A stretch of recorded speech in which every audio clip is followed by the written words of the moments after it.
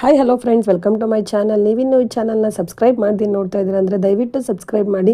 ನೀವು ಸಬ್ಸ್ಕ್ರೈಬ್ ಮಾಡೋದ್ರಿಂದ ನಾನು ಹಾಕೋ ಪ್ರತಿಯೊಂದು ವಿಡಿಯೋ ಎಪಿಸೋಡ್ ಕೂಡ ನೀವೇ ಮೊದಲು ನೋಡ್ಬೋದು, ನಿಮಗೆ ನೋಟಿಫಿಕೇಷನ್ ಬರುತ್ತೆ. ತಡ ಮಾಡಿದೆ ನಂದ ಗೋಕುಲ ಸೋಮವಾರ ಸಂಚಿಕೆಯ ಪ್ರೋಮೋದಲ್ಲಿ ಏನಾಗುತ್ತೆ ಅಂತ ಕ್ವಿಕ್ಕಾಗಿ ನೋಡ್ಕೊಂಬರೋಣ ಬನ್ನಿ. ಆ್ಯಸ್ ಯೂಶ್ವಲ್ ಕೇಶವ ಅಂಗಡಿಗೆ ಹೋಗಿರ್ತಾನೆ, ಶಾಪ್ಗೆ ಹೋಗಿ ಅಲ್ಲಿ ಕೆಲಸ ಮಾಡಬೇಕಾದ್ರೆ ಚೀಲದ್ದು ದಾರ ಕುಯ್ಬೇಕಾದ್ರೆ ಮಿಸ್ಸಾಗಿ ಅವ್ನ ಕೈಗೆ ಚಾಕುನಲ್ಲಿ ಕುಯ್ಕೊಂಬಿಡ್ತಾನೆ.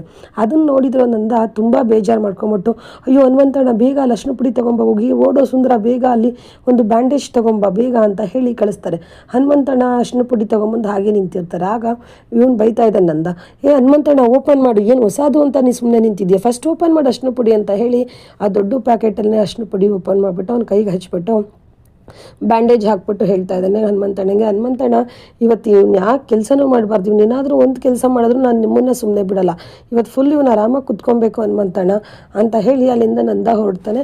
ಅದನ್ನು ಕೇಳಿಸ್ಕೊಂಡಂಥ ಕೇಶವಂಗೆ ತುಂಬ ಖುಷಿಯಾಗುತ್ತೆ, ನಮ್ಮಪ್ಪ ಬೈದರೂ ಕೂಡ ನಮ್ಮ ಮೇಲೆ ಎಷ್ಟು ಕನ್ಸರ್ನ್ ಇದೆ ಅಲ್ವಾ ಅಂತ ಅವನ ಮನಸ್ಸು ಸ್ವಲ್ಪನೇ ಚೇಂಜ್ ಆಗ್ತಾ ಇರುತ್ತೆ. ಇದಿಷ್ಟು ಒಂದು ಸೋಮವಾರ ಸಂಚಿಕೆಯ ಪ್ರೊಮೋ ಫ್ರೆಂಡ್ಸ್. ನೀವು ಫುಲ್ ಎಪಿಸೋಡ್ ನೋಡಬೇಕು ಅಂದರೆ ಈ ಚಾನಲ್ನ ಸಬ್ಸ್ಕ್ರೈಬ್ ಮಾಡೋದನ್ನು ಮರಿಬೇಡಿ.